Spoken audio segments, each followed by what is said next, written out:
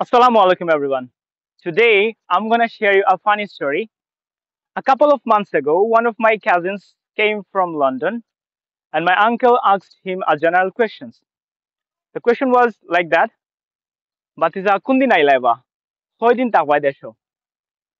এটার প্রত্যুত্তরে উনি বলছিলেন, চাচা আমি জাস্ট 2 সপ্তাহ স্টে করার লাগে বাংলাদেশে আইছি। আমি লং টাইম স্টে করতাম নাই। আমার ওয়াইফে আমার কল দিছইন। আমার চিলড্রেনের স্কুল ওপেন হয়ে যাইব। শাশুড়ে কইবা আমরা লাগে প্রে করতা।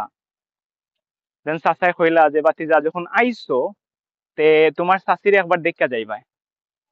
তখন আমার কাজিনে কইলা, চাচা আমার হাতে এনাফ টাইম নাই।